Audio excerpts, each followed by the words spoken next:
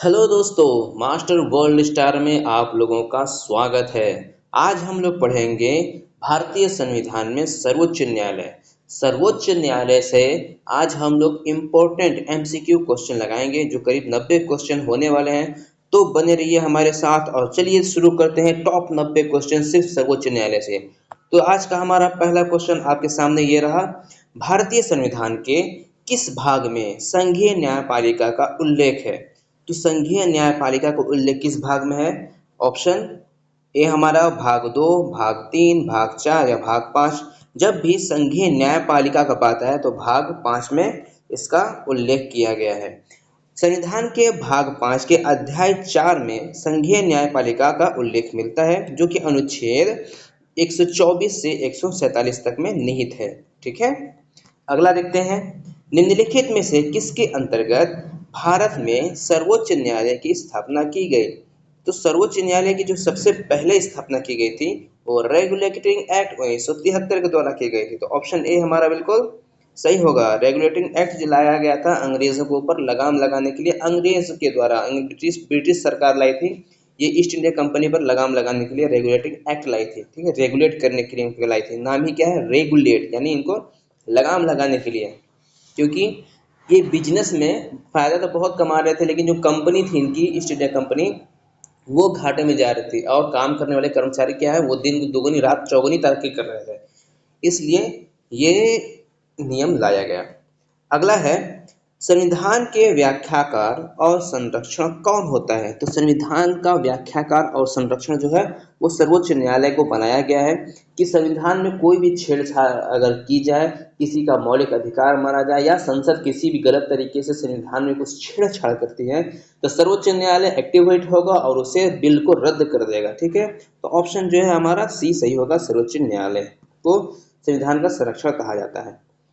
अगला है, भारतीय संविधान की व्याख्या करने का मुख्य अधिकारी कौन है? तो भारतीय संविधान का व्याख्या करने वाला मुख्य अधिकारी सर्वोच्च न्यायालय है। ये समय समय पर संविधान की व्याख्या भी करते रहता है। ठीक है, अगला है, भारत के सर्वोच्च न्यायालय की स्थापना कब हुई थी? तो स्थापना जब हुई थी, ठीक है, जो पहला बार लाया गया था वो 1773 में था, जो कलकत्ता में खोला गया था। ठीक है, लेकिन जो भारतीय अभी है सर्वोच्च न्यायालय, इसकी जो स्थापना हुई थी वर्तमान में, इसकी स्थापना 1935 में हुई थी।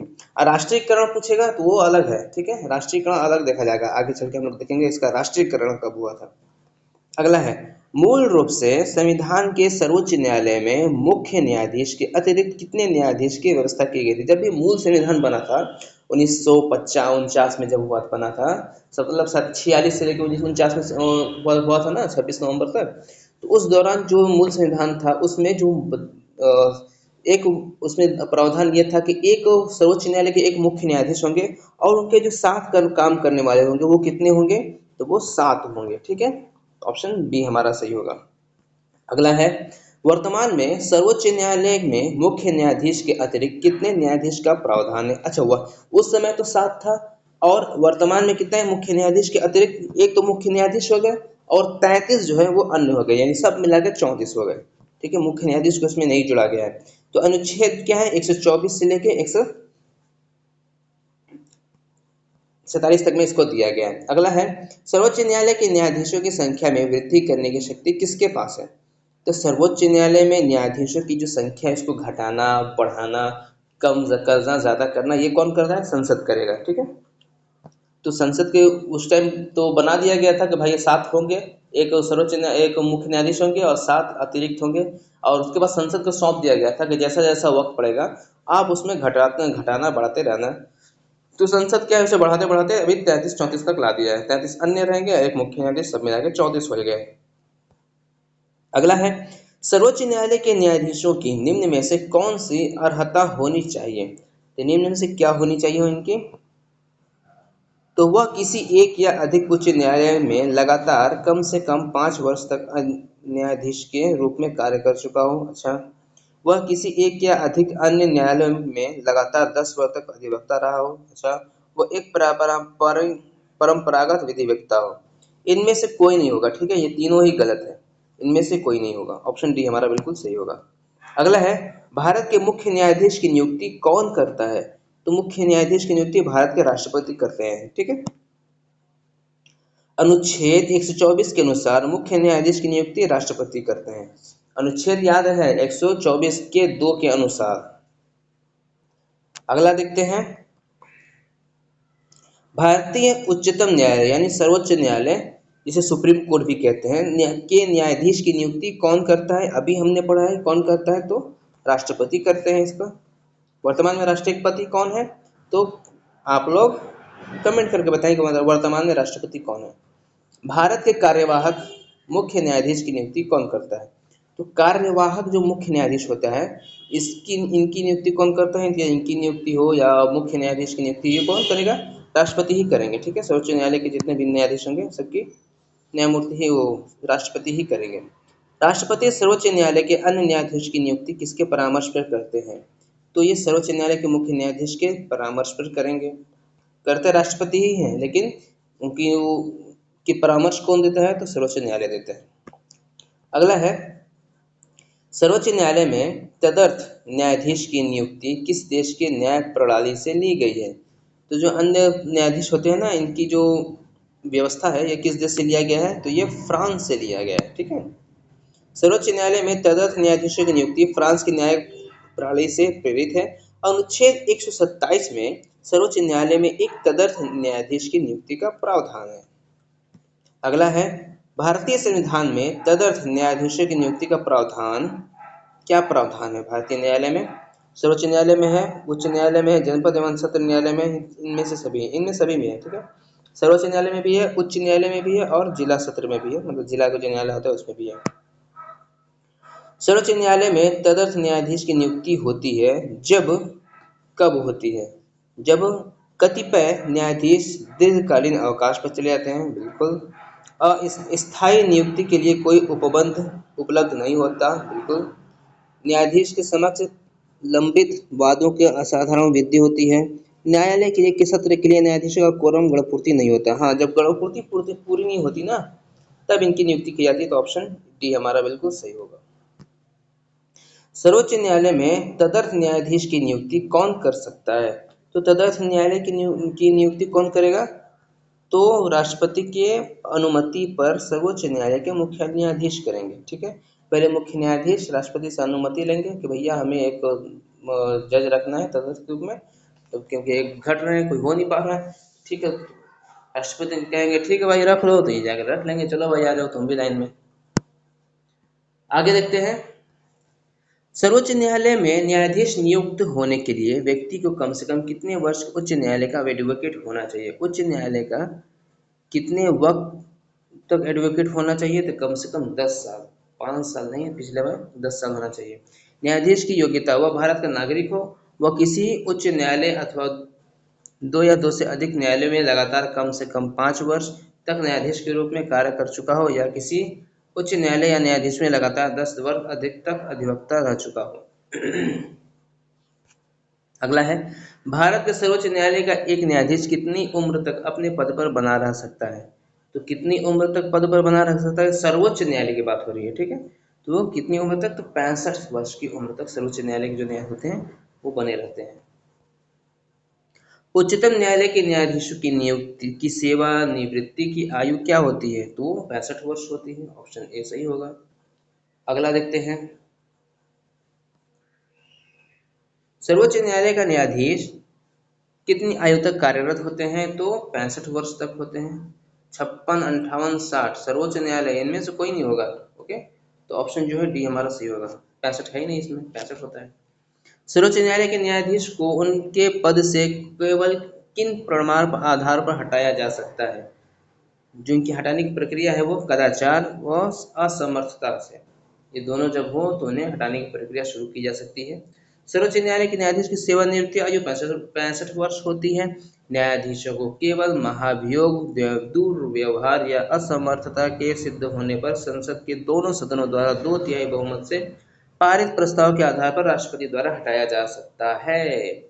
सर्वोच्च न्यायालय के न्यायाधीश को कदाचार और असमर्थता के प्रमाणित आधारों पर संसद किस तरह महाभियोग का प्रस्ताव पारित कर सकती है? तो संसद किस प्रकार करेगी? तो संसद के दोनों सदनों द्वारा अलग अलग अपने कुल सदस्यों की संख्या के बहुमत तथा उपस्थित एक मतदान करने वाले व्यक्ति के 2/3 बहुमत प्रस्ताव करेगी। ठीक है, तो ऑप्शन सी हमारा बिल्कुल सही होगा। अगला है, सर्वोच्च न्यायालय के न्यायाधीश के विरुद्ध महाभियोग का प्रस्ताव पारित हो जाने पर पदच्युत का आदेश कौन जारी करता है। मतलब महाभियोग लग गया, प्रस्ताव पारित भी हो गया, अब उनको पद से हटाने के लिए आदेश कौन देगा कि चलो भाई अब इनको पद से हटाओ, तो ये राष्ट्रपति देंगे, क्योंकि नियुक्त किए थे ये भी, राष्ट्रपति भी हटाएंगे। ठीक है, अगला है, उच्चतम न्यायालय के पहले न्यायाधीश का नाम बताइए जिनके खिलाफ स्वतंत्र भारत में संसद में महाभियोग का प्रस्ताव पेश किया गया। पहले न्यायाधीश जिनके ऊपर महाभियोग पेश किया गया तो वो थे जस्टिस रामास्वामी। 1990 में पंजाब और हरियाणा के चीफ जस्टिस वी रामास्वामी पर 1993 महाभियोग की कार्यवाही शुरू की गई। हालांकि लोकसभा में न्यायमूर्ति रामास्वामी के खिलाफ लाया गया महाभियोग का प्रस्ताव उनके समर्थन में 2/3 बहुमत से जुटने में विफल रहा, तो इनको नहीं हटाया गया। सर्वोच्च न्यायालय के मुख्य न्यायाधीश को प्रतिमाह कितना वेतन मिलता है, तो इनकी वेतन को इतना मिलता है इनको, तो 2,80,000 रुपये मिलता है इनको। अगला है, सर्वोच्च न्यायालय के अन्य न्यायाधीश को प्रति माह कितना वेतन मिलता है, तो इनको कितना प्रतिवेतन मिलता है, तो 2 लाख मतलब 2.5 लाख रुपया। अगला है, राष्ट्रपति और उपराष्ट्रपति की अनुपस्थिति में राष्ट्रपति के कार्यों का निर्वहन कौन करता है। तो हम पहले भी पढ़ चुके हैं राष्ट्रपति वाले में कि जब राष्ट्रपति हो या उपराष्ट्रपति हो, जब ये दोनों ना हो तो इनकी कौन दिखेगा, तो भारत का मुख्य न्यायाधीश जो है वो राष्ट्रपति का काम करेंगे। ऐसा हो भी चुका है कई बार। निम्नलिखित में से भारत के किस मुख्य न्यायाधीश ने राष्ट्रपति के रूप में काम किया। देखिए अभी मैंने बताया ना कि ऐसा हो चुका है, तो इसमें जो कौन काम कर चुके हैं, जस्टिस एम हिदायतुल्ला, ये भारत के पहले मुस्लिम मुख्य न्यायाधीश भी थे, जस्टिस एम हिदायतुल्ला, और भारत के ऐसे जस्टिस थे जिन्होंने राष्ट्रपति कभी बन गए। ठीक है, ये दोनों चीज इनके नाम पे है आज भी। अगला है, सेवानिवृत्ति के पश्चात सर्वोच्च न्यायालय के न्यायाधीश वकालत कर सकते हैं। मतलब सेवानिवृत्त हो गए, अब सर्वोच्च न्यायालय के न्यायाधीश जो है वो वकील तो है ही, उनके पास एलएलबी की डिग्री तो है ही। अब वो चाहे किसी इसमें कोर्ट में वकालत करना चाहे किसी केस को लेकर, तो वो कहाँ कर सकते हैं, केवल सर्वोच्च न्यायालय में, केवल उच्च न्यायालय में, सर्वोच्च न्यायालय तथा उच्च न्यायालय दोनों में, किसी भी न्यायालय में नहीं। तो देखिए एक प्रावधान ये है सर्वोच्च न्यायालय के न्यायाधीश के बारे में, क्योंकि सर्वोच्च न्यायालय के जो न्यायाधीश होते हैं ना, मुख्य न्यायाधीश, वो सबसे बड़े न्यायाधीश होते हैं। उनसे बड़ा न्यायाधीश पूरे भारत में कोई नहीं होता, पूरे देश में कोई नहीं होता। तो जब वो रिटायर हो गए, अब उसके बाद वो किसी भी कोर्ट में जाएंगे तो सामने वाले जिसको माइलॉट करके बुलाएंगे, जज साहब करके बुलाएंगे नहीं ना, क्योंकि पद में तो वो उनसे बड़े रह चुके हैं। तो इसलिए उनको अनुमति नहीं दी गई है कि अगर आप रिटायर हो गए तो अब आप कभी वकालत नहीं कर सकते। ठीक है, तो ऑप्शन डी हमारा बिल्कुल सही होगा। अगला देखते हैं, सर्वोच्च न्यायालय के अधिकार क्षेत्र में वृद्धि करने का अधिकार किसको है। तो सर्वोच्च न्यायालय के अधिकार क्षेत्र में अधिकारी जो वृद्धि करने का अधिकार किसको है, तो संसद को है। ठीक है, उसमें घटा बढ़ा सकती है सब संसद है। कौन सा कानून यह निर्धारित करता है कि उच्चतम न्यायालय की समस्त कार्यवाही अंग्रेजी भाषा में होगी। ये चीज बहुत सही नहीं लगता मुझे, लेकिन क्या किया जाए। भारत के संविधान का अनुच्छेद 348 जो है ये कहता है कि सर्वोच्च न्यायालय यानी उच्चतम न्यायालय के जो कार्यवाही होगी वो सब अंग्रेजी में होगी। भारत अपना देश है लेकिन अंग्रेजी में काम होता है, वो हाई कोर्ट और सुप्रीम कोर्ट में सारा काम अंग्रेजी में होता है। ये चीज सही नहीं लगता कुछ। खैर, सर्वोच्च न्यायालय किस संस्था का निरीक्षण कर सकता है। तो सर्वोच्च न्यायालय जो है वो किस संस्था का निरीक्षण करेगा, वो अधीनस्थ न्यायालय का निरीक्षण करेगा। भारतीय संविधान के भाग 6 में अनुच्छेद 233 से 237 तक अधीनस्थ न्यायालय से संबंधित है, जो उच्च न्यायालय के अधीन होते हैं तथा इनका गठन राज्य अधिनियम कानून के द्वारा होता है। अधीनस्थ न्यायालयों का निरीक्षण करने का अधिकार सर्वोच्च न्यायालय को है। जो अधीनस्थ न्यायालय है ना, जो जिला न्यायालय या हाई कोर्ट होते हैं, इनका सुप्रीम कोर्ट का इसका अधिकार होता है कि वो उसमें जांच भेज सकते हैं कि देखें उसमें क्या हक चल रहा है, मतलब कौन सा केस पेंडिंग चल रहा है, कैसा है यहाँ के न्यायाधीश ढंग से काम कर रहे हैं कि नहीं कर रहे हैं, कि सिस्टम क्या चल रहा है। ये सब सुप्रीम कोर्ट चाहे तो ये सब कर सकता है, लेकिन करता कौन है, कई साल से केस पेंडिंग चला रहता है। भारत में न्यायपालिका है, भारत में न्यायपालिका क्या है? स्वतंत्र है। ठीक है, न्यायपालिका को बिल्कुल स्वतंत्र रखा गया है कि आप किसी के दबाव में नहीं रहेंगे। अगर आप दबाव में रहेंगे तो हम फैसला कैसे करेंगे, न्याय कैसे देंगे? इसलिए भारत की न्यायपालिका को बिल्कुल स्वतंत्र रखा गया है। अब न्यायाधीश स्वतंत्र खुद स्वतंत्र ना रहे तो अलग बात है। भारत के न्यायपालिका का स्वरूप क्या है? तो भारत का जो न्यायपालिका है उसका स्वरूप क्या है? तो स्वरूप जो है वह एकीकृत स्वरूप इनका है। ठीक है। भारतीय संविधान के तहत त्रिस्तरीय न्यायपालिका की व्यवस्था की गई है। इसमें सर्वोच्च न्यायालय, उच्च न्यायालय और स्थानीय पर जिला अदालतें हैं। न्यायपालिका स्वतंत्र और मजबूत व्यवस्था है जो संविधान और नागरिक के मूल अधिकार के संरक्षण के तौर पर जाना जाता है। राष्ट्रपति और उपराष्ट्रपति के निर्वाचन में विवाद के मामले को किसको प्रस्तुत किया जाता है? तो राष्ट्रपति हो या उपराष्ट्रपति का जब चुनाव होता है और उस चुनाव में कोई विवाद हो गया तो इसका जो है वो सीधे सुप्रीम कोर्ट में जाएगा, जिसे उच्च न्यायालय, सर्वोच्च न्यायालय कहते हैं। ठीक है, तो भारत का उच्चतम न्यायालय में ये सीधे जाएगा। तो ऑप्शन सी हमारा बिल्कुल सही होगा। अगला है, राष्ट्रपति और उपराष्ट्रपति से संबंधित चुनाव विवादों को सुलझाने का अधिकार उच्चतम न्यायालय को कहाँ है? मतलब क्या, कौन सा अधिकार है इसको उच्चतम न्यायालय को? तो इसका मौलिक अधिकार है। ठीक है, सर्वोच्च न्यायालय का अपना मौलिक अधिकार है कि वो राष्ट्रपति और उपराष्ट्रपति के चुनाव का जो विवाद हुआ है उसे सुलझाए। राष्ट्रपति कानूनी मामले में किससे परामर्श ले सकता है? तो देखिए, राष्ट्रपति जो है वो कानूनी मामले में सुप्रीम कोर्ट से परामर्श ले सकता है। अब मानना ना मानना उसके ऊपर है, मन करे तो मान ले, ना मन करे तो मत माने। उच्चतम न्यायालय को परामर्शदाता कहा जाता है किस अनुच्छेद के तहत? तो परामर्श देने वाला कहा जाता है किस तहत, किस अनुच्छेद के तहत? अनुच्छेद 143 के तहत उच्चतम न्यायालय को परामर्श देने वाला, सलाह देने वाला कहा जाता है 143 के तहत। न्यायिक पुनरावलोकन का अधिकार किसे है? तो न्यायिक पुनरावलोकन का जो अधिकार है वो उच्चतम न्यायालय को है। मतलब कोई फैसला हो गया तो आप इसमें दोबारा भी कर सकते हैं भाई, अपने अपने न्याय में आप दोबारा एक बार जांच कर लीजिए। हो सकता है आपसे कुछ गलती हो गई हो, देख लीजिए, एक बार और जांच कर लीजिए सही क्या है। ठीक है, तो ऐसा इसे पुनरावलोकन न्याय कहते हैं। आगे देखते हैं, उच्चतम न्यायालय द्वारा परामर्श किसे जारी किया जाता है? तो उच्चतम न्यायालय द्वारा जो परामर्श जारी किया जाता है वो होता है किसी अधिकारी को सरकारी आदेश निभाने के लिए। ठीक है, परमादेश जो है ना, परम आदेश हमने पढ़ चुका है कि रीट के बारे में। तो रीट के बारे में हमने पढ़ा था, किस परम आदेश जो होता है वो किसी सरकारी आदेश को, सरकारी आदमी को कहा जाता है कि भाई तुम्हारे अधिकार में ये काम है और तुम ये काम करो। ठीक है, ये कहते हैं परमादेश। एक होता है अधिकार परीक्षा, उसमें अधिकार पूछा जाता है कि भाई आपके अधिकार में तो है नहीं था, या ये काम तो था नहीं, आपने किया कैसे, या क्या ये तो अधिकार में है नहीं, कर कैसे रहे हो? तो ये क्या है, अधिकार परीक्षा, यानी अधिकार पूछ रहा था, अधिकार कहाँ है तुम्हारा, अधिकार दिखाओ, किस अधिकार से किए हो ये काम। इसमें क्या है, परम आदेश में कि हम तुम्हारा आदेश देते हैं, तुम्हारा काम है, तुमको करो, करोगे कहीं नहीं बे, मतलब सॉरी, तुम हमको करना है। ठीक है, तो ऑप्शन जो है ये सही होगा, किसी अधिकारी को सरकारी आदेश देना कि भाई अपना काम करो। अगला, निम्नलिखित में से उच्च न्यायालय या उच्चतम न्यायालय की वह रीट आदेश कौन सा है जो किसी प्राधिकार को रद्द करने के लिए किया जाता है? तो प्राधिकार को रद्द करने के लिए अधिकार परीक्षा टेस्ट पूछा जाता है। मतलब वही पूछे, बताया ना, अधिकार परीक्षा मतलब अधिकार पूछा पूछा जाता है, अधिकार का है दिखाओ तुम्हारा, बिना अधिकार कोई काम करिए जा रहे हो तो उसको, उस काम को रद्द कर दिया जाए, बिना अधिकार का काम किया जाए, हटाओ ये काम नहीं माना जाएगा। ठीक है, अगला है, लाभ का पद परिभाषित हुआ है।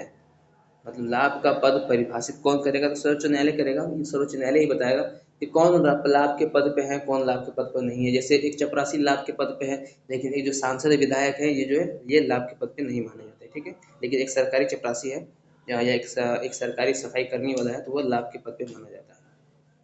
अगला है, निम्नलिखित में से किस मुकदमे में भारतीय सर्वोच्च न्यायालय के सर्वप्रथम संविधान के मौलिक लक्षण का सिद्धांत प्रतिपादित किया गया है? तो गोलकनाथ बनाम पंजाब राज्य में भारतीय सर्वोच्च न्यायालय के सर्वप्रथम संविधान के मौलिक लक्षण का सिद्धांत प्राप्त किया गया है। ठीक है, तो गोलकनाथ बनाम पंजाब, ये बहुत ही मस्त कहानी है इनकी, गोलकनाथ की, कभी फुर्सत में बताएंगे आपको। ठीक है, 1967 में उच्चतम न्यायालय ने गोलकनाथ बनाम पंजाब सरकार विवाद में अपने पूर्ववर्ती विनिश्चयों को उलट दिया और यह निर्णय दिया कि संसद अनुच्छेद 368 के अधीन मौलिक अधिकार को समाप्त या सीमित करने की शक्ति नहीं रखता।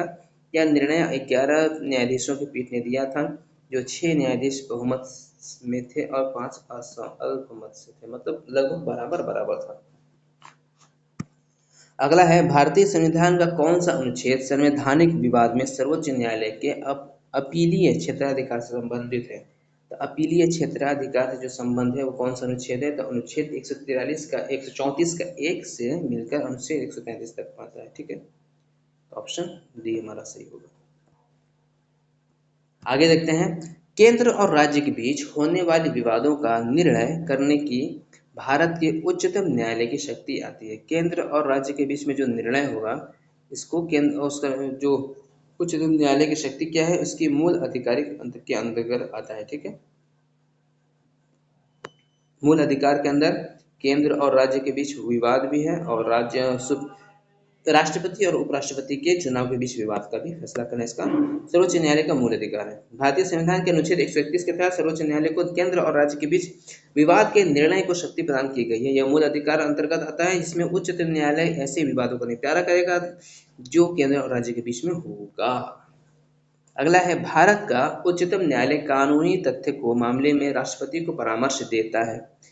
ठीक है, तब परामर्श देता है तभी जब ऐसे परामर्श के लिए कहता है। जब राष्ट्रपति परामर्श मांगेंगे तब ये राष्ट्रपति तो ये परामर्श देगा, ऐसे नहीं कि वो परामर्श देते फिरेंगे, ऐसे नहीं है, जब मांगेंगे तब देंगे। तो ऑप्शन बी बिल्कुल सही होगा। अगला है, राष्ट्रीय मानव अधिकार आयोग के अधिनियम 1993 के अनुसार निम्नलिखित में से कौन किस आयोग का अध्यक्ष बन सकता है? ठीक है, कौन किसी आयोग का अध्यक्ष बन सकता है? कौन बनेगा? केवल भारत के सेवानिवृत्त जो मुख्य न्यायाधीश होते हैं ना, ऐसा नहीं कि कोई पद पे मुख्य न्यायाधीश है और उनको किसी आयोग का बना दिया जाए मुख्य, ऐसा बात नहीं है। जो मुख्य न्यायाधीश पद से रिटायर हो गए हैं वो किसी भी आयोग का अध्यक्ष बन सकते हैं, लेकिन वो किसी कोर्ट में जाके वकील का काम नहीं कर सकते। ठीक है, क्योंकि वो सर्वोच्च न्यायालय के जज रह चुके हैं, तो अब वो वकील का काम नहीं कर सकते। ठीक है, तो ऑप्शन जो है सी बिल्कुल हमारा सही होगा। अगला देखते हैं, निम्नलिखित में से किस वाद में उच्चतम न्यायालय ने संविधान के मूल ढांचे का सिद्धांत प्रतिपादित किया था? तो मूल सिद्धांत जो ढांचा प्रतिपादित किया गया था वो केशवानंद भारती में था। ठीक है, जो 1973 केशवानंद भारती बनाम केरल राज्य के मामले में हुआ था। अगला है, किस वाद में सर्वोच्च न्यायालय ने कहा था कि संसद को मूल अधिकार में संशोधन करने की शक्ति प्राप्त है, पर वह संविधान के मूल ढांचे में संशोधन नहीं कर सकती? यह कब कहा था? तो केशवानंद भारती में कहा था। ठीक है, अगला है,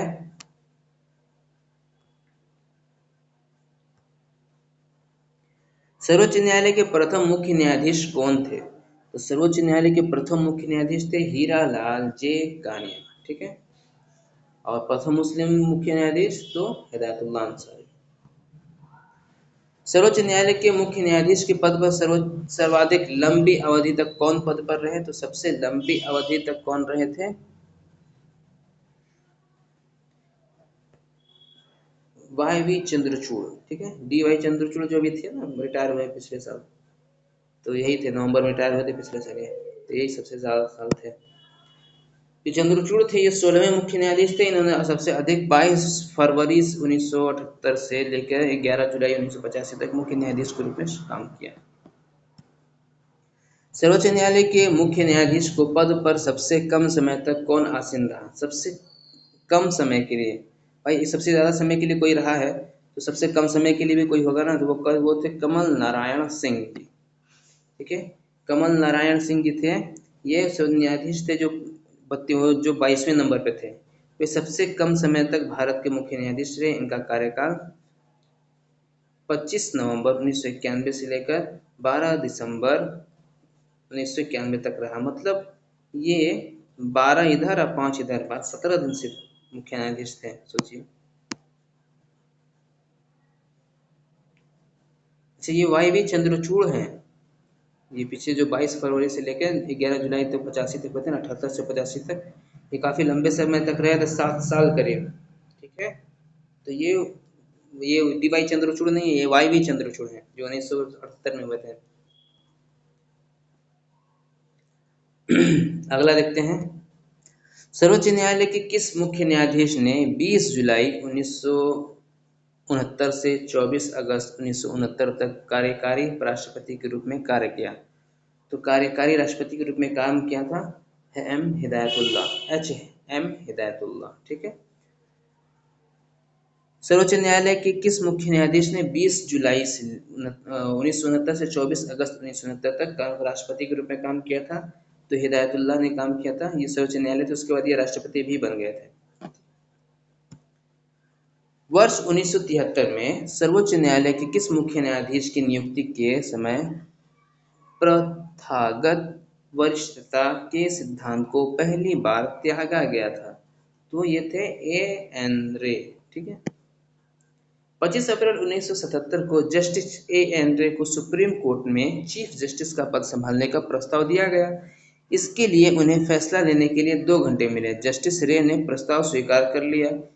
उनका ऐसा करना भारतीय लोकतंत्र और न्यायपालिका के इतिहास का सबसे बड़ा विवाद बन गया। वो चीफ जस्टिस बने तो नहीं बने, तो उन्होंने 3 सीनियर जज जस्टिस एवं A.N. Grover, justice K.N. Hegde और जस्टिस जयशंकर मणिलाल शीतल को सुपरसीड कर दिया। वो इन तीनों से ही जूनियर थे। बाद में इस नियुक्ति के विरोध में तीनों जज ने इस्तीफा दे दिया। जस्टिस शीतल और जस्टिस हेगड़े ने 30 अप्रैल तक पद पर काम करने के बाद इस्तीफा दिया, तो जस्टिस ग्रोवर ने 31 मई को पद से त्याग दे दिया था। निम्नलिखित देखिए, सुप्रीम कोर्ट में एक है कि जो सबसे वरिष्ठ होंगे ना, जो सबसे उम्र में सबसे ज़्यादा होंगे, उनको ही चीफ जज बनाया जाएगा। ये वहाँ का अपना कानून, ऐसे कोई कानून है नहीं, लेकिन अपना वह नियम बना लिए। लेकिन बीच में कभी कभी क्या है कि सरकार छेड़छाड़ कर देती है, तो उसकी वजह से काफ़ी विवाद हो गया था उस समय। निम्नलिखित में से उच्चतम न्यायालय की सबसे पहली, ऐसा 2 बार हो चुका है कि जिसका नंबर था वो उसको न बना के उसके पहले वाले को बना दिया गया, जो तीसरे चौथे नंबर पे थे। निम्नलिखित में से उच्चतम न्यायालय के सबसे पहली महिला न्यायाधीश कौन थी? तो उच्चतम न्यायालय के सबसे पहली, और मुस्लिम भी सबसे पहले रह चुकी हैं, फातिमा बीबी। ठीक है। अभी 1-2 साल में फिर एक महिला मुख्य न्यायाधीश बनने वाली है, उनका नाम आपके सामने आ जाएगा। अगला है, संविधान की व्याख्या करने का अंतिम अधिकार किससे प्राप्त है? तो संविधान का जो अंतिम रूप से जो व्याख्या करेगा ना, वो सर्वोच्च न्यायालय ही करेगा। अब इसकी बात को कोई टालेगा भी नहीं, संसद भी इनकी बात को नहीं टाल सकती संविधान के मामले में। निम्नलिखित में से किसके मामले उच्च न्यायालय एवं उच्चतम न्यायालय दोनों की अधिकारिता में आते हैं? तो सुप्रीम कोर्ट के जो मामले हैं ना, मूल अधिकार के संरक्षण के मामले में सुप्रीम कोर्ट सबसे नंबर 1 पे है, और ये कुछ भी कर सकते हैं इस मामले में। उच्चतम न्यायालय की परामर्श अधिकारिता के विषय में निम्नलिखित में से कौन सा कथन सही है? तो कथन कौन सा सही है, चलिए देखते हैं। उच्चतम न्यायालय के लिए एक बाध्यकारी है कि वह राष्ट्रपति द्वारा निर्देशित किसी भी मामले में अपना मत व्यक्त करे। अच्छा, परामर्शी अधिकारिता शक्ति के अधीन प्राप्त किसी निर्देश पर उच्चतम न्यायालय की पूर्व पीठ सुनवाई करती है। अच्छा, बिल्कुल सही। परामर्श अधिकारी के अधीन प्राप्त निर्देश पर व्यक्त किया हुआ उच्चतम न्यायालय का मत सरकार का बाध्यकारी नहीं होता। चौथा है, उच्चतम न्यायालय को उसके परामर्शी अधिकारिता की शक्ति के अधीन एक बार में केवल एक ही निर्देश भेजा जा सकता है। तो जो 69 का है ना, ये हमारा 2 और 3 सही लग रहा है, तो ऑप्शन जो है ये सही होगा, ऑप्शन सी हमारा। अगला है, कौन सा अनुच्छेद सर्वोच्च न्यायालय को अभिलेख न्यायालय का स्थान प्रदान करता है? तो अभिलेख न्यायालय का स्थान जो प्रदान करेगा वो 1929 अनुच्छेद 129 करेगा। ठीक है। अगला देखते हैं, निम्नलिखित में से कौन सबसे पहली महिला वकील हैं जिनको सीधे उच्चतम न्यायालय के न्यायाधीश के रूप में नियुक्त किया गया था? तो सबसे पहली मुख्य न्यायाधीश थी, महिला न्यायाधीश थी ये इंदु मल्होत्रा। सबसे पहली महिला वकील हैं जिनको सीधे उच्चतम न्यायालय में के न्यायाधीश के रूप में नियुक्त, ऐसे वकील थे जिनको सीधे उच्चतम न्यायालय, वकील से डायरेक्ट न्यायाधीश बन गई थी। ठीक है, तो इंदु मल्होत्रा थी।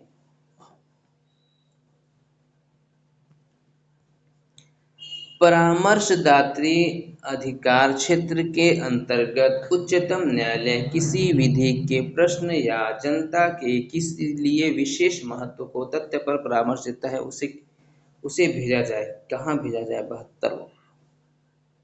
संघीय विधि मंत्री द्वारा, किसी भी उच्चतम न्यायालय द्वारा, प्रधानमंत्री द्वारा या राष्ट्रपति द्वारा। देखिए राष्ट्रपति द्वारा भेजा जाएगा, ठीक है, तो उसे भेजा जाए राष्ट्रपति के यहाँ पास। अगला है, जब भारतीय न्यायिक पद्धति में लोकहित मुकदमा IPIL लाया गया तब भारत के मुख्य न्यायमूर्ति कौन थे? ये IAS 2007 का क्वेश्चन है। जब भारतीय न्यायिक पद्धति में लोकहित मुकदमा PIL लाया गया तब भारत के मुख्य न्यायमूर्ति कौन थे? सोचिए कितना गजब का क्वेश्चन है। उस टाइम भारत के PIL मुख्य कौन थे? तो उस टाइम थे PN भगवती थे। जब भारतीय न्यायिक पद्धति में लोकहित मुकदमा PIL 1986 में लाया गया तब तत्कालिक मुख्य न्यायाधीश एक PN भगवती थे। ध्यातव्य है कि जनहित अभियोग की शुरुआत संयुक्त राज्य अमेरिका ने सर्वोच्च न्यायालय ने की थी। अगला है, सर्वोच्च न्यायालय में न्यायाधीश नियुक्त होने के लिए व्यक्ति को कम से कम कितने वर्ष उच्चतम न्यायालय का एडवोकेट होना चाहिए? तो देखिए जो एडवोकेट होंगे वो 10 साल के लिए होंगे, ठीक है, तो 74 का B। और जो जज होंगे वो 5 साल के लिए होने चाहिए कम से कम। सर्वोच्च न्यायालय के न्यायाधीश भारत के राष्ट्रपति द्वारा हटाए जाते हैं। भारत के राष्ट्रपति द्वारा हटाए तो जाएंगे। CBI की जांच पर, CBI जांच करेगी तब, या भारत के मुख्य न्यायाधीश की जांच पर, या भारत के बार काउंसिल की रिपोर्ट की जांच पर, या भारत संसद में महाभियोग प्रस्ताव करने पर। देखिए जब संसद महाभियोग लगाएगा ना, अब ये महाभियोग जब पास हो जाएगा, ये पारित, तब जाकर राष्ट्रपति उनको हटाएंगे। तो ऑप्शन जो है D हमारा बिल्कुल सही होगा। अगला है, भारत में सबसे बड़ा अपीलीय न्यायालय कौन सा है? तो भारत का जो सबसे बड़ा अपीलीय न्यायालय है वो कौन सा है? उच्चतम न्यायालय ही है, इससे बड़ा भारत में कोई न्यायालय नहीं है। अगला है, भारत के उच्चतम न्यायालय को क्या कहते हैं? केवल प्रारंभिक क्षेत्र, केवल तो है नहीं, तो इसमें प्रारंभिक, अपीलीय और परामर्शदात्री क्षेत्राधिकार है, ठीक है, तो ऑप्शन D हमारा बिल्कुल सही होगा। अगला है, भारत के किस संवैधानिक पद पर कोई महिला नहीं रही है? संवैधानिक पद पर अब तक कोई महिला नहीं रही है। उच्चतम न्यायालय के मुख्य न्यायाधीश जो है वो अब तक कोई महिला नहीं बनी है, तो ये अगले साल हो सकता है 2026 या 27 में एक महिला मुख्य न्यायाधीश बन जाए। उनका नाम आ जाएगा बहुत जल्दी आपके सामने, और ये लग रहा है ऐसा कि बन जाएंगी वो, तो ऑप्शन जो है एक सही है। अगला है, किसके फैसले भारत के बाकी सभी न्यायालय को मानने पड़ते हैं? भारत के उच्चतम न्यायालय के ही फैसले सबको मानने पड़ेंगे ना, बाकी कौन फैसला मानेगा? उच्चतम न्यायालय जो है सभी न्यायालय का फैसला मानेंगे। उच्चतम न्यायालय ने किसी के, अच्छा लेकिन इसके अपोजिट एक काम हो गया था अभी, आप लोग करंट से जुड़े होंगे, तो अभी इलाहाबाद के न्यायाधीश के खिलाफ, न्यायाधीशों ने सुप्रीम कोर्ट के खिलाफ कुछ, मतलब सुप्रीम कोर्ट ने कुछ कहा था, मैं बात बताऊंगा नहीं, पता है लेकिन बता नहीं सकता, तो उसके ऊपर जो इलाहाबाद के हाई कोर्ट वाले हैं तो उन्होंने उस पर कुछ आपत्ति जताई थी, तो फिर उन्होंने वापस ले लिया था हाई कोर्ट, सुप्रीम कोर्ट ने इसको। अगला है, निम्नलिखित में से कौन से उच्चतम न्यायालय के आरंभिक अधिकारिता में आते हैं? आरंभिक अधिकारिता में जो आते हैं वो होता है भारत सरकार तथा एक या अधिक राज्यों के बीच विवाद। हाँ, भारत सरकार या एक से अधिक राज्य के बीच में विवाद, जैसे संघ और राज्य के बीच में विवाद हो तो इसमें राज्य सुप्रीम कोर्ट हाथ वही फैसला करेगा। संसद के किसी सदन या राज्य विधानमंडल के नहीं, सदन के मान से मतलब नहीं है संसद को, वो अपना लोकसभा सदस्य समझे, अध्यक्ष समझे। भारत सरकार तथा किसी संघ राज्य क्षेत्र के बीच का विवाद, दो या दो से अधिक राज्य के बीच विवाद। भारत सरकार तथा किसी संघ राज्य क्षेत्र, तो भारत सरकार किसी संघ राज्य नहीं, दो या दो से अधिक राज्य के बीच का विवाद होगा, यानी 1 और 4 बिल्कुल सही लग रहा है, ठीक है, तो ऑप्शन C हमारा बिल्कुल सही होगा। अगला देखते हैं, भारत के शीर्ष न्यायालय की आधिकारिकता के अधीन निम्न में से क्या नहीं आता? तो इनमें से आरंभिक अधिकारिता, अपीलीय अधिकारिता, कॉलेजिएट अधिकारिता, कॉलेजिएट अधिकारिता ये नहीं आता, बाकी सब आता है, एडवाइजरी अधिकारी भी आता है। अगला है, ये बहुत हाई लेवल का क्वेश्चन सवाल है इसमें, क्योंकि देखिए ये RO वाला सवाल है। सर्वोच्च न्यायालय की स्थापना के संबंध में निम्नलिखित में से कौन सा कथन सही है? पहला है, कलकत्ता में सर्वोच्च न्यायालय की स्थापना 1973 के रेगुलेटिंग एक्ट के द्वारा स्थापित की गई थी, बिल्कुल सही है ये तो, इसमें तो कोई शक है ही नहीं।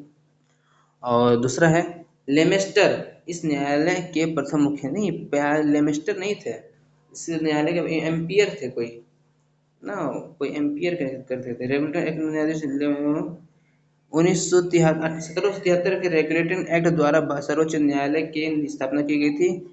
लेमेस्टर नहीं बल्कि सर एलिजा एमपी है, मैंने कहा था कोई एमपी सर एलिजा एमपी थे इसके मुख्य न्यायाधीश। ठीक है, अगला है निम्नलिखित युग्म में से कौन सा युग्म सही नहीं है। चलिए देखते हैं कौन, तीन मतलब तीन सही है एक गलत है, गलत को देखते हैं। अनुच्छेद 124 उच्चतम न्यायालय का अभिलेख उच्चतम न्यायालय का अभिलेख न्यायालय होता है, नहीं ये गलत लग रहा है। अगला देखते हैं अनुच्छेद 132 उच्चतम न्यायालय की अपीली अधिकारी का होती है, बिल्कुल सही। उच्चतम न्यायालय अनुच्छेद 143 उच्चतम न्यायालय की परामर्श शक्ति होती है, ये भी सही है। अनुच्छेद 136 उच्चतम न्यायालय के द्वारा अपील के लिए एक विशेष इजाजत होता है। तो जो 83 हमारा है वो 83 का एक ही गलत लग रहा है, तो ये हमारा ऑप्शन एक सही होगा। अगला है सर्वोच्च न्यायालय के जज का वेतन किससे आहरित होता है। तो जज का वेतन किससे होता है, तो संचित निधि से दिया जाता है जज के वेतन को। ठीक है, भारत की जो संचित निधि होती है जो अनुच्छेद 112 के 3 के तहत दिया जाता है। अगला है सर्वोच्च न्यायालय कौन सा प्रलेख जारी नहीं कर सकते। तो कौन सा प्रलेख जारी नहीं कर सकते, बंदी प्रत्यक्षीकरण कर सकते हैं। बंदी प्रत्यक्षीकरण का मतलब जो 24 घंटा से ज्यादा कोई भी अगर पुलिस अधिकारी बिना रख लिया, बिना जज के सामने पेश किए हुए, तो यहाँ पे बंदी प्रत्यक्षीकरण लागू किया जा सकता है। निषेधाज्ञा, प्रतिषेध या परमादेश, तो ये 85 नंबर में होगा हमारा निषेधाज्ञा। तब तक हमने पढ़ा नहीं है, प्रतिषेध हमने पढ़ लिया है, परमादेश से पढ़ लिया है, ये निषेधाज्ञा का यही ऑप्शन सी हमारा होगा। ठीक है, 5 रीट होते हैं ना, पहला बंदी प्रत्यक्षीकरण, दूसरा परमादेश, तीसरा प्रतिषेध, चौथा उत्प्रेषण और पांचवा जो है अधिकार परीक्षा। अगला है 86 नंबर, भारत के उच्चतम न्यायालय में न्यायाधीश की संख्या बढ़ाने का अधिकार किसके पास होता है। तो भारत की संसद जो है वही घटाएगा बढ़ाएगा इसको। ठीक है, सर्वोच्च न्यायालय के न्यायाधीश की नियुक्ति कौन करता है। तो देखिए नियुक्ति की जब भी बात आए तो यहाँ पर कौन करेंगे, राष्ट्रपति करेंगे। हालांकि वो तय कौन करेगा वो सब जानता है, राष्ट्रपति का नाम सिर्फ होता है। भारतीय संविधान के तहत सर्वोच्च न्यायालय में न्यायाधीश के रूप में नियुक्त होने के लिए न्यूनतम आयु सीमा क्या होगी। तो जो न्यूनतम आयु सीमा की है इसमें कोई न्यूनतम आयु सीमा नहीं है, सिर्फ क्वालिफिकेशन एक होना चाहिए, क्योंकि वो विधि के ज्ञाता हो, विधि जानते हो। ठीक है, जो और वो कम से कम 10 साल हाई कोर्ट में वकील या 5 साल जज रह चुके हो, वो है। तो यहाँ पे साल का कोई बात नहीं है, 35 साल राष्ट्रपति बनने के लिए ये सब। अगला देखते हैं सर्वोच्च न्यायालय के न्यायाधीश की सेवानिवृत्ति की आयु क्या है। देखिए इनकी जो सेवानिवृत्ति की जो आयु होती है वो 65 वर्ष होती है। और आज का हमारा आखिरी सवाल, भारतीय संविधान का कौन सा अनुच्छेद सर्वोच्च न्यायालय को रिट जारी करने का अधिकार प्रदान करता है। तो रिट जारी करने का अधिकार हमने मौलिक अधिकार में पढ़ लिया था, अनुच्छेद 32 जो है रिट जारी करने का अधिकार देता है। तो आज का क्वेश्चन हमारा यहीं पे, मिलते हैं अगले क्लास में। तब तक के लिए आप हमारे चैनल को लाइक सब्सक्राइब जरूर करें, और जो कमी रहेगी उसे कमेंट करके जरूर बताएं कि कमी क्या रह गई है, उस कमी को हम दूर करेंगे। मिलते हैं अगले क्लास में, तब तक के लिए गुड बाय।